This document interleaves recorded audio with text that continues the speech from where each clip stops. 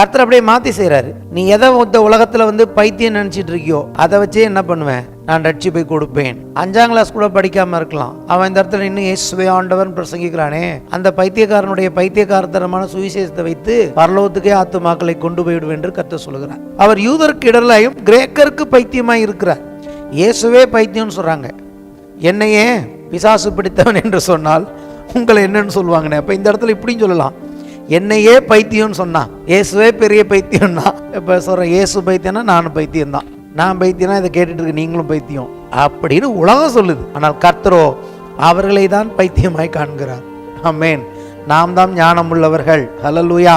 இயேசு தேவ ஞானமாக இருக்கிறார். மனுஷ ஞானம் அல்ல, உலகத்தின் ஞானம் அல்ல, படித்த ஞானம் அல்ல, எல்லாவற்றையும் சிருஷ்டித்த பரலோக தேவன் என்ன விதமான ஞானத்தை உடையவராய் இருக்கிறாரோ அதே விதமான ஞானம் உடையவர்களாய் உங்களையும் என்னையும் இயேசு மாற்றியிருக்கிறார். பிரசங்கம்ங்கிறது தேவ ஞானம். இதுவரைக்கும் நான் செயல்பட்ட ஞானம் வேற, இனிமேல் செயல்பட வேண்டிய ஞானம் வேற. ஞானிகள் அநேகர்களே வல்லவர்கள், நாங்கள் பெரிய ஆளுங்க இல்லை, பிரபுக்கள், பணக்காரவங்க இல்லை. என்னை பொறுத்த வரைக்கும் நான் ஒரு பைத்தியக்காரனாக தான் வாழ்ந்தேன். என்ன அதாவது இந்த எதுக்கு நம்ம பூமிக்கு வந்தோம், எதுக்கு வாழ்கிறோம், என்ன நோக்கம் இருக்குது, எதை நோக்கி போகிறோம், தேவனுடைய பார்வையில் நாம் பைத்தியர்களாக தான் இருந்தோம். இதில் இருக்க எல்லா டிஸ்கிரிப்ஷன்லையும் நான் பொருந்துவேன். பைத்தியங்கிற டிஸ்கிரிப்ஷனில் நான் பொருந்துவேன், இழிவானவைகள்லையும் நான் பொருந்துவேன். அற்பமாக எண்ணப்பட்டேனா எஸ், இல்லாதவனா ஆமாம் எங்கள் வீட்டில் ஒன்றும் கிடையாது, இப்படி எல்லாத்துலேயுமே பலம் உள்ளவனா கிடையாது, நான் ரொம்ப வீக்கானவன், சரீர பிரகாரமாகவே நான் வீக்கானவன். நம்ம பார்த்து யாரெல்லாம் இவன் பலவீனமானவன், ஒன்றும் இல்லாதவன், இவன் அற்பமானவன், இவனுக்கு ஒன்றும் கிடையாது அப்படின்னு நம்ம எல்லாரும் எத்தனை பேர் நினச்சாங்களோ அவங்க முன்னாடி நம்ம இந்த இயேசுவை ஆண்டவர் என்று சொல்லும் பொழுது அப்படியே தலையிலாக மாற்றி அவன் தான் ஆசீர்வதிக்கப்பட்டவன், அவன் தான் பலம் உள்ளவன், அவனுக்கு இந்த ஞானம் எங்கேருந்து வந்தது? இயேசுவை பார்த்து கேட்குறாங்க, தச்சனுடைய குமாரனுக்கு எப்படிங்க இந்த ஞானம் வந்துச்சு? ஏசு தேவ ஞானமாக இருந்தார். அதே மாதிரி நான் சொல்கிறேன், இந்த பகுதியின்படி உலகத்தில் நம்மளை பார்த்து நம்ம பிறந்து வளர்ந்த இடத்துல எல்லாம் பார்த்து இன்னைக்கு அவங்க நம்ம ஒருவேளை நம்ம செய்த யூடியூப்பில் பார்த்தாங்கன்னா அவங்க கேட்பாங்க, இவன் இன்னார் விட்டு பிள்ளை இல்லையா, இவன் இன்னும் படித்தவன் இல்லையா, இவங்க இந்த குடும்பம் இல்லையா, இவனுக்கு இந்த ஞானம் எப்படி வந்தது, இவன் எப்படி இதெல்லாம் கற்றுக்கொண்டான் அப்படின்னு பார்க்கும்போது கர்த்தர் சொல்வார், அவருக்கு மகிமை உண்டாகும். உலகத்தில் பைத்தியமாக இருந்தவனை, பலவீனமாக இருந்தவனை, ஏழ்மையாக இருந்தவனை, தரித்திரமாக இருந்தவனை எடுத்து ஆஸ்தியும் ஐஸ்வர்யத்தும் மட்டுமல்ல தெய்வீக ஞானத்தினால் அவனை நிரப்பி இந்த தேவனுடைய சத்தியத்தை உலகத்துக்கு அறிவிக்கிறவனாய் மாற்றுகிற தேவன் நான் என்று சொல்கிறார். கைகளை தட்டி கர்த்தரை மேம்படுத்துவோம். இயேசுவை ஆண்டவர் என்று சொல்லும்போது என்ன ஆண்டவர் தெரியுமா? பிதாவின் சித்தத்தை மாத்திரமே செய்த இந்த இயேசு என் ஆண்டவர். இப்படி செய்து முடித்தபடினாலே அந்த பிதாவின் சித்தத்தை நிறைவேற்றும்படி மரித்து உயிரோடு எழுந்த அவர், அப்படி தேவன் அவரை உயிரோடு எழுப்பினார் என்று நீ இதயத்தில் விசுவாசிக்கிறபடினாலே எனக்கு ரட்சிப்பு எப்படி உண்டாகிறது? நான் இப்பொழுது முந்தின ஆதாமுக்குள்ள இல்ல, பிதாவின் சித்தத்தை மாத்திரமே செய்த கிறிஸ்து என்னும் ஒருவருக்குள் நான் என்னை ஒப்பு கொடுக்கிறபடினாலே பிதா இயேசுவை பார்த்தது போல என்னை தன் பிள்ளை என்று அவர் ஏற்றுக்கொண்டிருக்கிறார். அப்ப இனிமேல் நான் என்ன பண்ண போறேன்? பிதாவின் சித்தத்தை செய்யும்படியாக உலகத்தின் ஞானத்தை, கண்களின் இச்சை, மாம்சத்தின் இச்சை, ஜீவனத்தின் பெருமையை தேடாமல் இந்த தேவ சித்தம் என்ன என்பதை நான் அறிந்து அதன்படி வாழ என் மனதை திருப்புகிறேன், மனம் திரும்புகிறேன், நான் பரலோக ராஜ்யத்துக்கு நேராக திரும்புகிறேன். தேவன் என்னை பிள்ளையாய் ஏற்றுக்கொண்டு விட்டார். தேவன் இப்பொழுது என்னை நீதிமான் என்று சொல்லுகிறார். கிறிஸ்துவுக்குள் என்று வேதம் என்னை பற்றி சொல்லுகிறது. நான் எங்க அப்பாவாகிய ஆதாமுக்குள்ள இல்லை, நான் கிறிஸ்துவுக்குள் இன்றைக்கு வந்துவிட்டபடினாலே தேவன் ஆதியில் ஆசீர்வதித்தது போல என்னை ஆசீர்வதித்திருக்கிறார். கிறிஸ்துவுக்குள் உன்னதங்களில் சகல ஆவிக்குரிய ஆசீர்வாதங்களாலும் தேவன் என்னை ஆசீர்வதித்திருக்கிறார். இன்றைக்கு நான் ஆசீர்வதிக்கப்பட்டவனாக இருக்கிறேன். கர்த்தர் என்னை எல்லா ஆசீர்வாதத்துக்கும் சொந்தக்காரனாக்கிறார். இன்னைக்கு உட்கார்ந்துக்கிட்டு எனக்கு ஆசீர்வாதம் வருமா வரலையா, நான் நல்லவனா கெட்டவனான்னு யோசிச்சுட்டு இருக்கக்கூடாது. ஏன்னா கிறிஸ்துவுக்குள் இருக்கும் பொழுது எல்லா ஆசீர்வாதங்களும் நமக்கு இருக்கு. ஆனால் ஞானம் என்ன? அதற்கேற்றபடி வாழ வேண்டும்.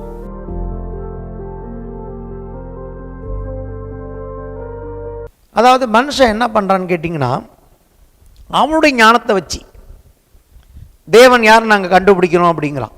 கடவுள் யாருங்கிறத சுயஞானம் என்று எழுதியிருக்கிறது. ஒன்று உலகத்தின் ஞானம்னு எழுதுறாரு, இன்னொன்று சுயஞானம்.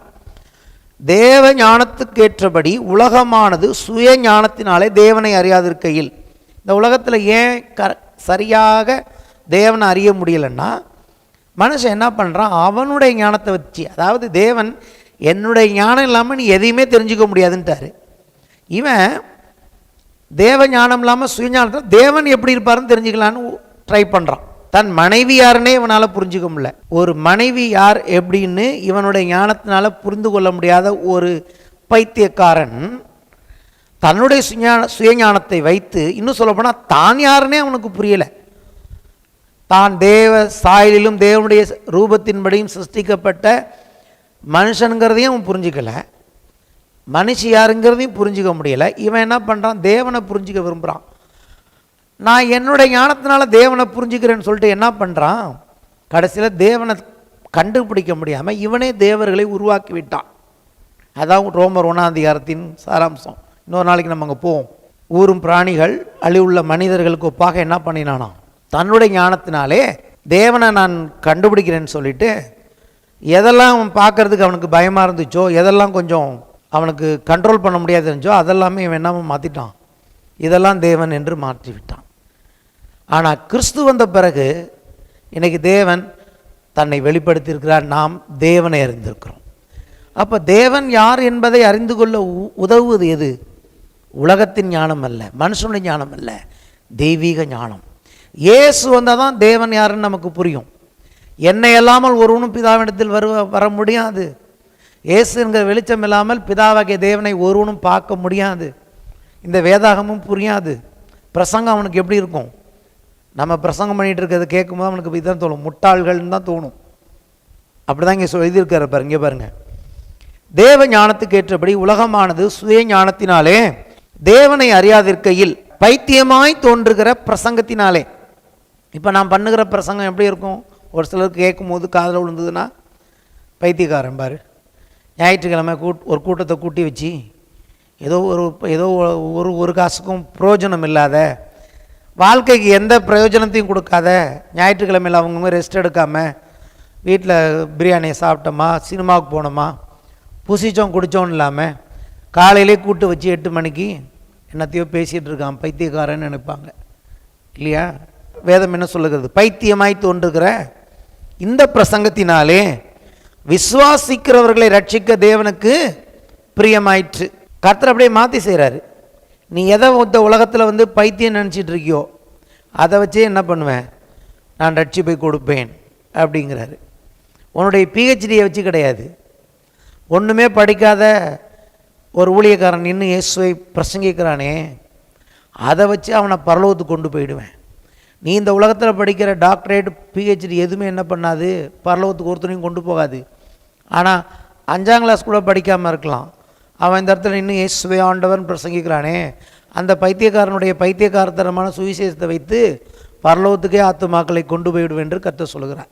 பைத்தியமாய் தோன்றுகிற பிரசங்கத்தினாலே விசுவாசிக்கிறவர்களை ரட்சிக்க தேவனுக்கு பிரியமாயிற்று. யூதர்கள் அடையாளத்தை கேட்கிறார்கள், கிரேக்கர் ஞானத்தை தேடுகிறார்கள். நாங்களோ சிலுவையில் அறையப்பட்ட கிறிஸ்துவை பிரசங்கிக்கிறோம். ஒன்று தான் நாங்கள் பிரசங்கம் பண்ணுறோம், இயேசு சிலுவையில் மரித்தாரே அதை தான் பிரசங்கம் பண்ணுகிறோம். அவர் யூதருக்கு இடரலாயும் கிரேக்கருக்கு பைத்தியமாயும் இருக்கிறார். கிரேக்கர்கள் ஞானத்தில் சிறந்தவங்க, அவங்கள பொறுத்த வரைக்கும் இயேசுவை எப்படி இருக்குது, இயேசுவே அப்படி எழுதியிருக்கிறது. அங்கே சுவிசேஷத்தை பைத்தியமாக இருக்குது, பைத்தியகாரத்தனமாக இருக்குன்னு எழுதின இந்த இடத்துல இயேசுவை எப்படி இருக்கிறாராம், அவர் யூதருக்கு இடரலாயும் கிரேக்கருக்கு பைத்தியமாக இருக்கிறார். இது யாரை பற்றி சொல்லியிருக்கு, நல்லா யோசிச்சு பாருங்கள், இயேசுவை பற்றி. இயேசு ஒரு சிலருடைய பார்வையில் இயேசுவை அவர்கள் முட்டாளாக நினைக்கிறார்கள், இயேசுவே பைத்தியம்னு சொல்கிறாங்க. அவர் சொன்னார்ல, என்னையே பிசாசு பிடித்தவன் என்று சொன்னால் உங்களை என்னன்னு சொல்லுவாங்கண்ணே. அப்போ இந்த இடத்துல இப்படின்னு சொல்லலாம், என்னையே பைத்தியம்னு சொன்னான், இயேசுவே பெரிய பைத்தியம்னா இயேசுவை பிரசங்கிக்கிற நீ எப்படிப்பட்ட பைத்தியம் அப்படின்னு சொல்லுவாங்கண்ணே. இப்போ சொல்கிறேன், இயேசு பைத்தியம்னா நானும் பைத்தியம்தான். ஹல்லேலூயா, நானும் பைத்தியம் நீங்களும் பைத்தியம். இயேசு பைத்தியம்னா நானும் பைத்தியம், நான் பைத்தியம்னா இதை கேட்டுட்ருக்கு நீங்களும் பைத்தியம். ஆனால் நம்மளாம் பைத்தியமா இல்லை அப்படின்னு உலகம் சொல்லுது. கிரேக்கர்கள் சொன்னார்கள், படித்தவர்கள் சொல்லுகிறார்கள், இந்த உலகத்தின் ஞானத்தினால் நிறைந்த மக்கள் சொல்லுவார்கள் இயேசு பைத்தியம், அந்த பிரசங்கிக்கிறவன் பைத்தியம், அதை கேட்டுட்டு உட்கார்ந்துருக்கிற கூட்டம் பைத்தியம். ஆனால் கர்த்தரோ அவர்களை தான் பைத்தியமாய் காண்கிறார். ஆமென். நாம் தான் ஞானம் உள்ளவர்கள். ஹல்லேலூயா.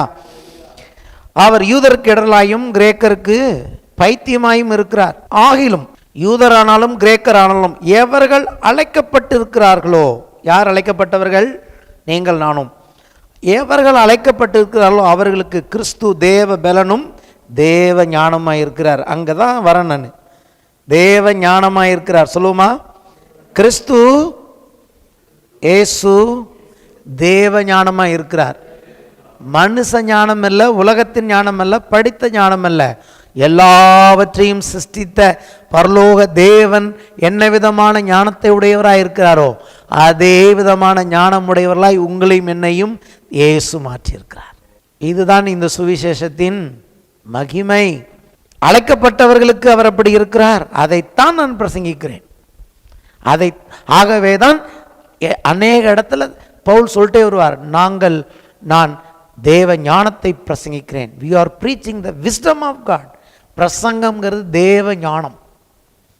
மனிதன் இழந்த அந்த தேவனுடைய ஞானத்தை கிறிஸ்துவின் மூலமாக உலகத்துக்கு அறிவிப்பதன் பேர் தான் சுவிசேஷம். சுவிசேஷங்கிறது என்னமோ இல்லை. இயேசு மரித்தார், இயேசு கல்வாரில் மரித்தார், இயேசு ஆண்டவராக இருக்கிறார், இயேசு ரட்சகராக இருக்கிறார். எதுக்கு? என்னத்துக்கு? அங்கேருந்து இங்கே கொண்டாந்து உட்கார வச்சு ஒன்றும் இல்லாமல் அப்படியே ஏன் ஒன்றும் மாறலைன்னா அங்கேருந்து இங்கே வந்து உட்காந்துக்க வேண்டியது, அவ்வளோதான். முன்னாடி அங்கே உட்காந்தோம், இப்போ இங்கே உட்காந்துருக்கோம். வாழ்க்கையில் எந்த மாற்றமும் இல்லை. ஏன் இது புரியலை? கிறிஸ்து தேவ ஞானமாக இருக்கிறார். அழைக்கப்பட்ட தேவனுடைய பிள்ளைகளுக்கு கிறிஸ்து தேவ ஞானமாக இருக்கிறார் என்று வேதம் சொல்லுகிறது. இதுவரைக்கும் நான் செயல்பட்ட ஞானம் வேற, இனிமேல் செயல்பட வேண்டிய ஞானம் வேற. முதல் பாவம், தேவ ஞானத்தை இழந்தான் மனிதன். இந்தப்படி தேவனுடைய பைத்தியம் எனப்படுவது, தமிழில் பைத்தியம்னு எழுதியிருக்காங்க, இங்கிலீஷில் முட்டாள்தனம் வருது. முட்டாள்தனத்தை விட பைத்தியம் மோசமானது, அதனால் நம்ம பைத்தியத்தை எடுத்துக்கலாம். முட்டாளை விட பைத்தியம்னா கொஞ்சம் கஷ்டம்தான். தேவனுடைய பைத்தியம் எனப்படுவது மனுஷனுடைய ஞானத்திலும் அதிக ஞானமாக இருக்கிறது. தேவனுடைய பலவீனம் எனப்படுவது மனுஷனுடைய பலத்திலும் அதிக பலமாக இருக்கிறது. எப்படி எனில், சகோதரரே, நீங்கள் அழைக்கப்பட்ட அழைப்பை பாருங்கள். உங்களை கூப்பிட்டாரே கர்த்தரே, உங்கள் வாழ்க்கையெல்லாம் கொஞ்சம் பாருங்கங்கிறாரு. நீங்களாம் ரொம்ப சூப்பரானவங்கன்னு உங்களை கூப்பிடல. மாம்சத்தின்படி உங்கள் வாழ்க்கையில், அதாவது அழைக்கப்பட்டவர் கிறிஸ்தவ தேவனுடைய பிள்ளைகளுக்குள்ளே மாம்சத்தின்படினா என்ன அர்த்தம்? உங்கள் பிறப்பின்படி அல்லது உங்களுடைய எஜுகேஷன் படி, உங்களுடைய பின்னணியின்படி நீங்கள் என்ன கிடையாது. அநேகர் ஞானிகள் இல்லை. நம்மெல்லாம் பெரிய ஞானிகள் கிடையாது இல்லையா? ஏதோ ஓரளவு படிச்சிருப்போம். அநேகர் ஒன்றும் படிக்காமலும் இருக்கலாம். எல்லாரும் பெரிய படிப்பெல்லாம் படிக்கலைங்க. ஞானிகள் அநேகர்லே வல்லவர்கள்.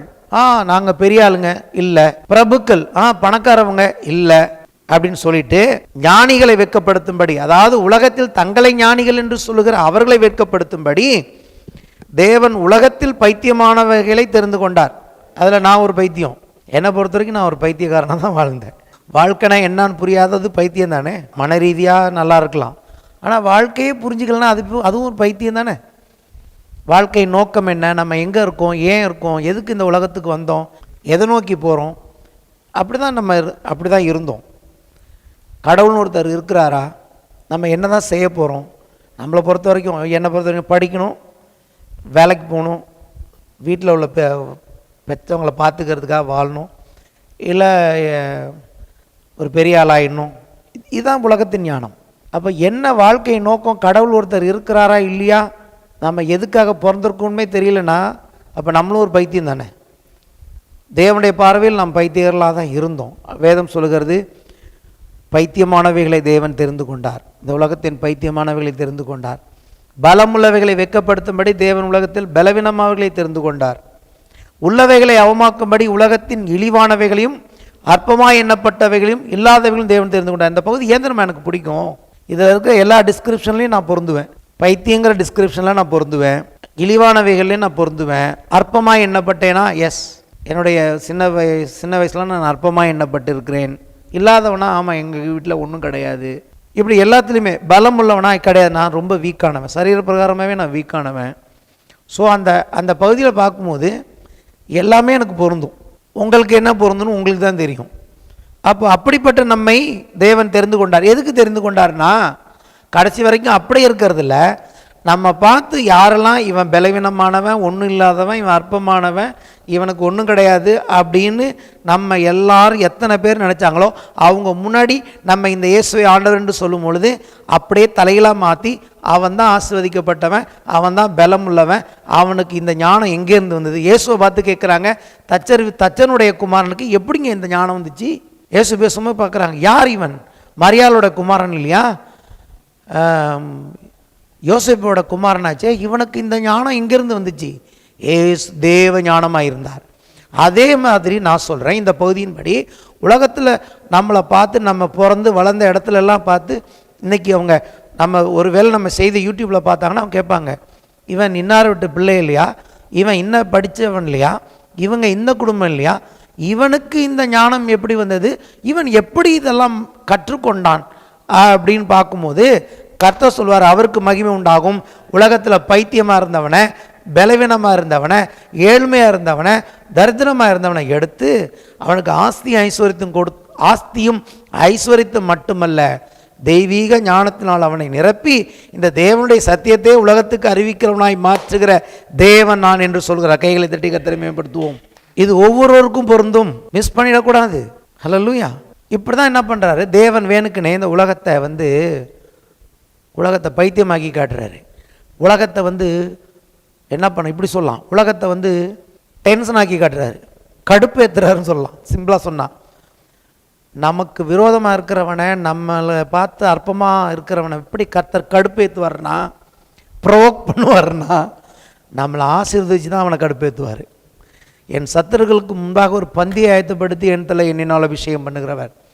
நம்ம எதிரிகளை ப்ரொவோக் பண்ணணும், அவங்கள கடுப்பேற்றுறதுக்காக கர்த்தர் செய்கிற அற்புதமான காரியங்கள் இவைகள். ஆமேன், ஆமேன். அப்படி நம்ம வாழ்க்கை மாறலைன்னா அதை கொஞ்சம் நம்ம நிதானிக்கணும். அப்படி மாற வேண்டும். ஆமேன். அதுதான் தேவனுடைய விருப்பமாக இருக்கிறது. சரி, இது எதுக்கா? மாம்சமான எவனும் தேவனுக்கு முன்பாக பெருமை பாராட்டாதபடிக்கு அப்படி செய்தார். இப்போ நான் இங்கே நின்றுக்கிட்டு இப்போ சொன்னதெல்லாம் என்னுடைய ஓரளவு தாழ்மையான நான் சொன்ன காரியங்கள் இல்லைங்க. நான் பிறந்தப்பே பெரிய அரண்மனையில் பிறந்தேன், நான் பிறந்ததே பெரிய ஜமீன்தார் வீட்டில் பிறந்தேங்க, நான் அப்படியாக்கும் இப்படியாக்கும், எங்கள் பார்ட்னர் அப்படி, எங்கள் இவர் அப்படி எப்படி, அதனால் நான் இப்படி இருக்கேன் அப்படின்னு இங்கே பெருமை பாராட்டுறதுக்கு ஒன்றுமே இல்லை. ஹல்லேலூயா. எல்லாம் அவராலே உண்டாயிற்று. ஹல்லேலூயா. இப்படி தான் நான் சொல்லணும். இயேசுவாலே நான், இயேசுவுக்காகவே நான், இயேசுவாலே நான், இயேசுவுக்காகவே நான். அதான் சரியான ஸ்டைல். ஹல்லேலூயா. ஏன்னா அப்படி தான் கீழே எழுதியிருக்கிறது. அந்தபடி நீங்கள் அவராலே கிறிஸ்து இயேசுவுக்கு உட்பட்டு இருக்கிறீர்கள். எதனால் நான் சொன்னால ஃபஸ்ட்டு இது, அதனால தான் விளக்கத்தை முதல்ல சொல்லிட்டேன். இப்போ நீங்கள் ஆதாம்குள்ளே இல்லை, பிதாவின் சித்தத்தை பரிபூர்ணமாய் நிறைவேற்றினா இன்னொருவருக்குள் இருக்கிறீர்கள். ஹல்லேலூயா. இயேசு கிறிஸ்துவுக்கு உட்பட்டு இருக்கிறீர்கள். ஆகவே எழுதியிருக்கிறபடி மேன்மை பாராட்டுகிறவன் என்னை போல கர்த்தரை குறித்தே மேன்மை பாராட்ட கடவன். அவரே தேவனால் நமக்கு ஞானமும் நீதியும் பரிசுத்தமும் மீட்புமானார். இன்னைக்கு தேவன் எப்படி பார்க்கிறார்? நம்மளை ஞானம் உள்ளவர்களாய் பார்க்கிறார், நீதி உள்ளவர்களாக, பரிசுத்தம் உள்ளவர்களாக, மீட்கப்பட்டவர்களாய் பார்க்கிறார். யார் மூலமாக? இயேசு. எப்படி இது உண்டானதுன்னா, இயேசு தேவ ஞானத்தின்படி செயல்பட்டார் ஒழிய ஒரு நாளும் உலகத்தின் ஞானத்தை எடுத்துக்கொள்ளவில்லை. ஆகவே இன்றைக்கு நமக்கு என்னவாகிவிட்டார்? இயேசு தேவனாலே நமக்கு ஞானமாகிவிட்டார். இன்னைக்கு உங்களுக்கு ஞானம் இல்லைன்னு சொல்ல முடியாது. எந்த ஞானம் இது? ஆதாமை சிருஷ்டித்த போது கொடுக்கப்பட்ட ஞானம், அதே விதமான நீதி, பரிசுத்த மீட்பு இன்னைக்கு இயேசுவின் மூலமாக உங்களுக்கு எனக்கும் உண்டாயிருக்கிறது. இது சந்தோஷமான செய்தி இல்லையா? சந்தோஷமான செய்தியை பிரசங்கித்து கொண்டு இருக்கிறேன். இங்கே இருக்கிறவங்களுக்கு மட்டுமல்ல, இது அநேகருக்கு போய் கொண்டு இருக்கிறது. அதனால தான் நான் சந்தோஷமாக இருக்கேன். கொஞ்சம் பேருக்கு இல்லை, இது அநேகருக்கு போய் கொண்டு இருக்கிறது. இப்போ நான் எடுத்தோடனே உங்களுக்கு எப்போதும் வழக்கம் போல் வாசிக்கிறது போல் 1 கொரிந்தியர் 1:18-31 நீண்ட பகுதியை வாசிச்சேன்னா உங்களுக்கு புரிஞ்சிருக்காது. ஆனால் விளக்கத்தை சொல்லிட்டு இப்போ போதிச்சுனே, இப்போ உங்களுக்கு இந்த பகுதி ஃபுல்லாக புரிஞ்சுதா? ஹல்லேலூயா. நான் சொல்கிறேன், நீங்கள் வீட்டில் போய் பைபிள் நீங்கள் வாசிங்கன்னா இனிமேல் எல்லாமே உங்களுக்கு புரியும். முதல் பாவம் என்னங்கிற வெளிச்சம் ஞானங்கிறத எடுத்துக்கிட்டிங்கன்னா முழு வேதாகமும் புரியும். ஒரு விஷயம் பார்ப்போம். 2 கொரிந்தியர் 11 ஒரு காரியத்தை நீங்கள் பார்க்கணும். 3ஆம் வசனம் ரொம்ப முக்கியமான விஷயம் இந்த ஞானத்தின் அடிப்படையில். 2 கொரிந்தியர் 11:3 ஆகிலும் சர்ப்பமானது தன்னுடைய தந்திரத்தினாலே ஏவாளை வஞ்சித்தது போல உங்கள் மனதும் கிறிஸ்துவை பற்றிய உண்மையினின்று விலகும்படி கெடுக்கப்படுமோ என்று பயந்திருக்கிறேன். திருப்பி ஆதியாகமத்துக்கே போறாரு. ஏவாளை வஞ்சித்தது போல உங்களையும் வஞ்சிப்பான் அப்படின்னு சொல்லிட்டு ஒரு விஷயம் சொல்றாரு. கிறிஸ்துவை பற்றிய உண்மையில் நின்று, அங்கே என்ன உண்மையை அவன் மாத்தினா? தேவனை பற்றிய உண்மை நின்று அங்கே கெடுத்தான். அதாவது என்ன தேவனை பற்றிய உண்மை? நீ தேவ ஞானத்தை சார்ந்து கொள்ள வேணாம், வேற ஞானத்தை தெரிஞ்சுக்கோ. அப்ப இங்க என்ன சொல்றாங்க பவுல்? அதே போல கிறிஸ்துவை பற்றிய உண்மையிலிருந்து உங்களை என்ன பண்ணிடுவான்? கிறிஸ்துவை பற்றிய உண்மையிலிருந்து உங்கள் மனதும் விலகும்படி கெடுக்கப்படுமோ என்று பயந்திருக்கிறேன். அதை வீட்டில் போய் நீங்கள் வாச்சிங்கன்னா அங்கே வந்தது கள்ளப்போஸ்தலர்கள் ஒளியின் வேஷத்தை தரித்து கொள்கிறாங்க, தேவனுடைய ஒளியின் வேஷத்தை தரித்து கொண்ட பொல்லாத வேலையாட்கள் பற்றிலாம் பேசுகிறாரு. அப்போ இங்கே என்னமோ நடந்திருக்கு. மறுபடியும் பிசாசு என்ன பண்ணியிருக்கிறான்? சில போதகர்கள், கள்ள போதகர்கள், தீர்க்கதரிசிகள் ரூபத்தில் வந்து இந்த பவுல் பிரசங்கித்து உண்டாக்கின இந்த சபையில் வேற எதையோ ட்ரை பண்ணியிருக்காங்க. ஆகவே தான் அவர் எழுதுகிறாரு. அங்கே பின்னாடி நீங்கள் வாட்சி பார்த்தீங்கன்னா நிறைய காரியம் இருக்குது. நான் சிம்பிளாக சொல்கிறேன் என்னவா இருந்திருக்கும்னு. அடுத்த அதிகாரத்தில் இருக்குது அதுக்கு பதில். கடைசி வசனம் 21ஆம் வசனம் வாசிச்சிங்கன்னா புரியும். 21 20லேருந்தே வாசிங்க. ஆகிலும் நான் வந்து உங்களை என் மனதின்படி இருக்கிறவர்களாக காணாமலும் நானும் உங்கள் மனதின்படி இருக்கிறவனாக காணப்படாமல் இருப்பேனோ என்றும் விரோதங்கள், வைராக்கியங்கள், கோபங்கள், வாக்குவாதங்கள், புறங்கூறுதல், கோல் சொல்லுதல், இருமாப்பு, கலகங்கள் ஆகிய இவைகள் உங்களுக்குள்ளே உண்டாயிருக்குமோ என்றும். இதெல்லாம் விட அடுத்த வருஷம் ரொம்ப முக்கியம். மறுபடியும் நான் வருகிற போது என் தேவன் உங்களிடத்தில் என்னை தாழ்த்தும்படிக்கு முன் பாவம் செய்தவர்களாகிய அநேகர் தாங்கள் நடப்பித்த அசுத்தத்தையும் வேசித்தனத்தையும் காம விகாரத்தையும் விட்டு மனந்திரும்பாமல் இருக்கிறதை குறித்து நான் துக்கப்பட வேண்டுமோ என்று பயந்திருக்கிறேன். இவட பயம் என்ன? எப்படி பிசாசு உங்களை வஞ்சிப்பான்னு நான் பயப்படுறேன்னு கேட்டிங்கன்னா, முன்னாடி இருந்த வாழ்க்கையிலேருந்து நீங்கள் மாறாமல் இருக்கீங்களோன்னு நான் பயப்படுறேங்கிறாரு. அதே சண்டை, புறங்கூறுதல், அது மட்டுமல்ல அதே விபச்சாரம், வேசித்தனம், அதே காம விகாரம், அதோட இருந்தால் ஒன்றும் பிரச்சனை இல்லைங்கிற மாதிரி நீங்கள் இருந்துருவீங்களோன்னு நான் பயப்படுறேன். அப்படின்னா என்ன அர்த்தம்? கிறிஸ்துவை பற்றிய உண்மைன்னா என்ன அர்த்தம்? தேவனுடைய ஞானத்தை தெரிந்து கொண்டு கிறிஸ்துவை ஏற்றுக்கொண்ட பிறகு வேறே ஒரு ஞானத்தையோ அல்லது இது போன்ற காரியங்கள் உங்கள் வாழ்க்கையில் இருக்கக்கூடாது. ஸ்பெசிஃபிக்காக சொல்கிறேன், மனம் திரும்புதலை குறித்து இன்றைக்கி பேச்சே கிடையாது. சுவிசேஷனாலே மனம் திரும்புதல்ங்கிறது இருக்குது. நம்ம அதாவது இயேசுவை ஏற்றுக்கொண்டு வருகிறோம் இல்லையா? வந்த பிறகு மனம் திரும்புதல்ங்கிறது ஒரே நாளில் நடக்கிறது இல்லை. இன்னும் சொல்லப்போனால் வெளிப்படுத்துகிற விசேஷத்தில் சபைகளை பார்த்தே சொல்கிறார், இந்தந்த காரியங்களை குறித்து நீ மனம் திரும்புதுன்னு. அப்போது ஒரு தேவனுடைய பிள்ளை விசுவாசின்னு சொல்கிறவன் இந்த இடத்துல எழுதியிருக்கிறபடி அதே கேரக்டரில் அதே பாவத்தில் இருந்தான்னா அது என்ன அர்த்தம்? பிசாசு எங்கேயோ வஞ்சிக்கிறான்னு அர்த்தம். அவனுக்கு என்ன ஒரு எண்ணம் வருது, என்ன ஒரு ஞானத்தை எடுத்துக்கிறாருன்னா, நான் கிறிஸ்துவுக்குள்ளே வந்த பிறகும் நான் இப்படியே பழைய வாழ்க்கை வாழ்கிறதுனால எந்த பிரச்சனையும் இல்லை அப்படின்னு ஒரு தைரியத்தை, அது பேர் தான் வஞ்சனை. நாங்கள் வஞ்சிக்கப்படுகிறோம், ஏமாற்றப்படுகிறோம், நாங்கள் மோசம் போகிறோம் என்று தெரியாதபடிக்கு பிசாசு மறுபடியும் அன்னைக்கு ஏவாளை மோசம் போக்குனது போல கொரிந்து சபையே உங்களை மோசம் போக்கிவிடும் என்று நான் பயந்திருக்கிறேன். ஏன்னா எல்லாம் அப்படியே தான் இருக்குது. நீங்கள் கிறிஸ்துவுக்குள்ளே வரத்துக்கு முன்னாடி என்னென்ன இருந்ததோ அது எல்லாம் இன்னும் பர்ஃபெக்டாக உங்களுக்குள்ளே இருந்ததுன்னா அது எனக்கு பயம்தான். அப்படி வந்தால் நான் தேவனுக்கு முன்பதாக என்னை தாழ்த்த வேண்டியதாக இருக்கும். நான் உருவாக்கின ஒரு சபை யாரு? பவுல் அப்போஸ்தலன். எல்லாத்தையும் வேதத்தை கரைச்சி குடித்தவன், இயேசுவை நேராக சந்தித்தவன், சுவிசேஷத்தை அறிவித்து ஒரு சபையை உருவாக்கியிருக்கான். அந்த மனுஷன் சொல்கிறாரு, உங்கள் வாழ்க்கையில் அப்படியே எல்லாம் இருக்குது. இப்போ இன்றைக்கும் சபையோட நிலைமைகள் மனம் திரும்புதல் இல்லாமல் கிறிஸ்துவுக்குள் வந்த பிறகும் அப்படியே இருந்ததுன்னா அது எதுன்னு கேட்டிங்கன்னா, ஏதோ ஒரு காரியம் அவர்களை கிறிஸ்துவை பற்றிய உண்மையிலிருந்து அவர்களை தந்திரமாக, ரகசியமாக அது பிரச்சனைனே தெரியாத அளவுக்கு அவர்களை ஏதோ ஒரு காரியம் மோசம் போக்கி கொண்டிருக்கும் என்று இங்கே பவுல் எழுதுகிறார். ஸோ நீங்களும் நானும் ஆராய்ந்து பார்க்க வேண்டிய காரியம், ஏதாவது நம்முடைய பழைய வாழ்க்கையின் காரியம் இன்னும் நம்மளை தொடர்ந்தா அதை குறித்து நாம் மனம் திரும்பவும் கிறிஸ்துவின் கிருபையும் அவருடைய உதவியும் வாங்கி அதிலிருந்து பூர்ணமான விடுதலை பெற்றுக்கொள்ளவும் நமக்கு தேவன் ஆலோசனை கொடுக்கிறார். பிரியமான பிள்ளைகளாக நடக்க. ஹல்லேலூயா. மறுபடியும் கெட்டு போகிற அந்த பழைய மனுஷனுடைய இச்சைகளால் கெட்டு போகிற அந்த பழைய மனுஷன், அதுதான் இன்னொரு இடத்துல எழுதுகிறார். இதோடைய அடிப்படை தான் அதுவும். அந்த கெட்டு போகிற இச்சைகளுடைய பழைய மனுஷனை நீங்கள் களைந்து போட்டு புதிய மனுஷனை தரித்து கொள்ளுங்கள்.